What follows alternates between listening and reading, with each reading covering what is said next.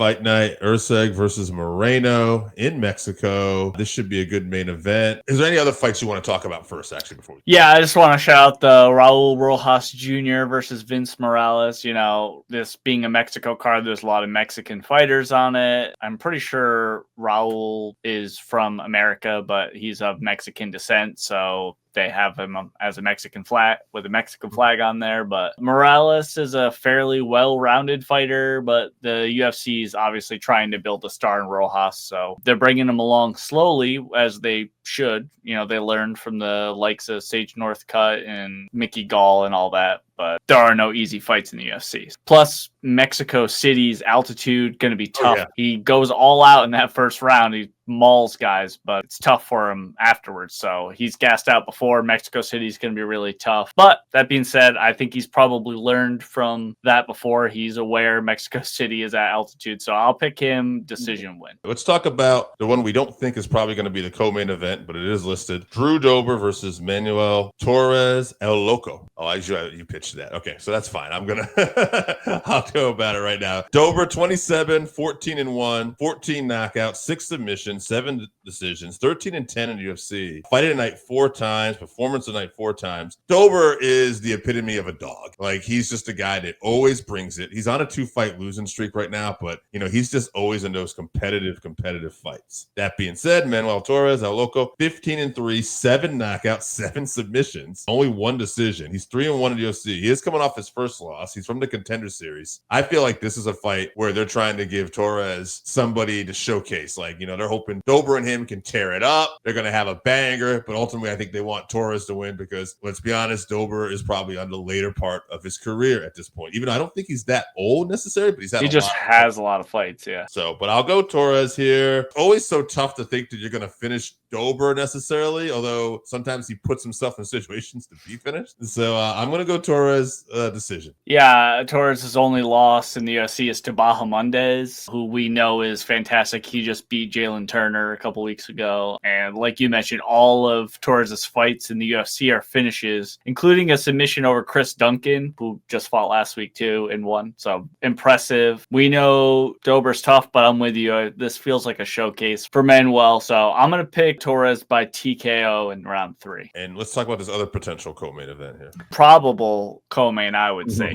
Kelvin Gastelum versus Joe Pyfer. Kelvin Gastelum, 19-9-1, 6 knockouts, 5 submissions, 8 decision. He's a guy, he's got a fight in the UFC Hall of Fame recently with him and Adesanya. He's had a great career so far. He's been really close. He's won some good fights. But in the last few years, you know, it's like you can see almost a decline, I want to say. Like, the better part of his career is probably behind him. That being said, throughout Kelvin's career, he's always been an up and down fighter, you know, whether it's his weight and his discipline. So I don't know what Kelvin will see come into this fight. But Joe Pyfer, 13-3, 9 knockouts, 3 submissions, 1 decision. Joe Pyfer hits hard, very hard, and I could easily see him finishing Kelvin, who doesn't get finished easy. But, you know, he's got that kind of knockout. That being said, Pyfer has shown some inexperience, you know, in some of his fights, and Kelvin is the more experienced fighter here. I could see Kelvin pulling this off, dragging into deep waters, submitting him, getting a decision. I'm going to go Pyfer. You know,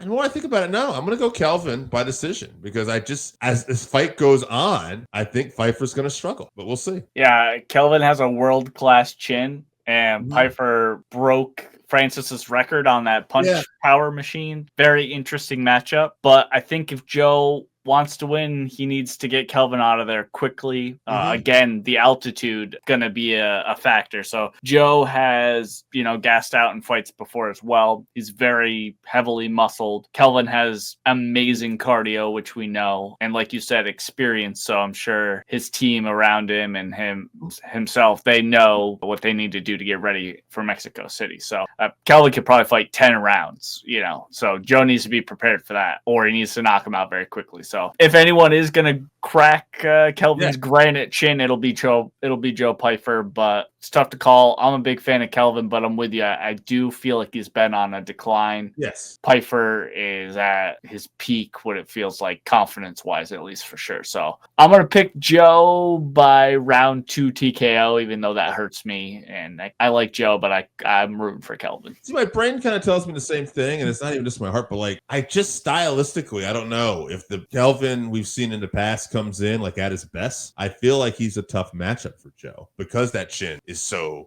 granted at times, you know. But who knows? Your chin can go at any point, and he's been in a lot of wars, and Joe hits really hard. I mean, Adesanya is not a knockout artist. No. But he put Kelvin down like 3 or 4 times in that one fight. So, but Adesanya's also knocked out Alex Pereira too. So I mean, he's got that kind of precision. Exactly. Main event: Brandon Moreno versus Steve Erceg. Steve Erceg's 12-3, 2 knockouts, 6 submissions, 4 decisions. He's on a 2-fight losing streak, but to be fair, one of those was the champ Pantoja, which was a decision loss, you know, all 5 rounds of Pantoja, who's a dog and a killer. And the other one was Kai Kara France, where he did get TKO'd, but Kai Kara France is probably one of the hardest hitters at flyweight. So for sure. You're going against Brandon Moreno here. 22, 8-2, 5 knockouts, 11 submissions, 6 decisions. He's 11-5-2 UFC, but he's a 2-time flyweight champion, former interim flyweight champion, performance of the night 3 times, second most fight bonuses in UFC flyweight division history. You know, he's a fun fighter. He's a great fighter, and he's a guy fighting in his home country of Mexico, and he takes a lot of pride in that. He is going to be, I expect him to be extremely on for this fight. Mm-hmm. I think he will get the finish because we know now Erceg can be finished thanks to Kai Kara France. And I'm going to say it's probably 3rd round TKO. Yeah, Erceg put on a great showing versus Pantoja, even though he came up short. You know, if you remember that, I believe that was a short notice fight too. But the top flyweights are many levels above the rest of the division. So